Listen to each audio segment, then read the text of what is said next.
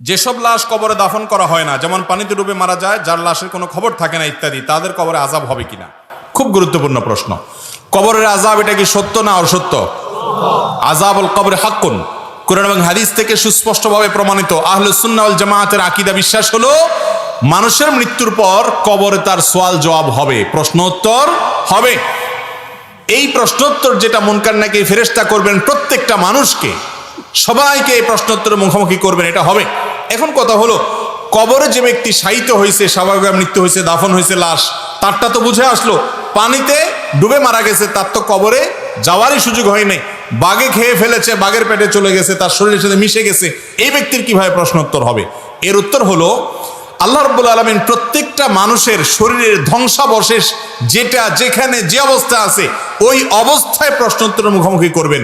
ধরুন একজনকে বাঘে খেয়ে ফেলেছে, কুমিরে খেয়ে ফেলেছে, আগুনে পুড়ে ভস্ম হয়ে গেছেন, ছাই হয়ে গেছেন। ছাই হয়ে গেলেও তার শরীরের ওই ধ্বংসাবশেষ, ছাই থাকুক আর মাটি থাকুক, কিছু একটা আছে, যেটা আছে ওইটার মধ্যে আল্লাহ তাআলা অলৌকিকভাবে তার মধ্যে রূহ দিয়ে তাকে প্রশ্নোত্তরের মুখোমুখি করবেন। সেটা আমরা দেখবো না, বুঝবো না, উপলব্ধিও করবে না, কিন্তু প্রশ্নোত্তর হবে। এই জন্য কোরআনে কারিমে আল্লাহ রাব্বুল আলামিন এটাকে বলেছেন বারজাখ, ওয়া মিন ওয়ারাইহিম বারজাখুন ইলা ইয়াউমি ইউবআসুন। মৃত্যুর পরে কিয়ামত কায়েম হওয়ার আগে যে জগৎটা আছে, এই জগৎটাকে বলা হয়েছে বারজাখ, মানে আড়াল। সেই জগৎটা হলো আড়াল আখিরাতের জন্য, ওই জগৎটা পার হয়ে মানুষ আখিরাতে যাবে। সেই বারজাখের জগৎটাতে কেউ কবরে থাকতে পারে, কেউ বাঘের পেটে থাকতে পারে, কেউ কুমিরের পেটে থাকতে পারে, কেউ ছাই হয়ে থাকতে পারে, কেউ পানিতে পচে গলে পানির সাথে মিশে যেতে পারে।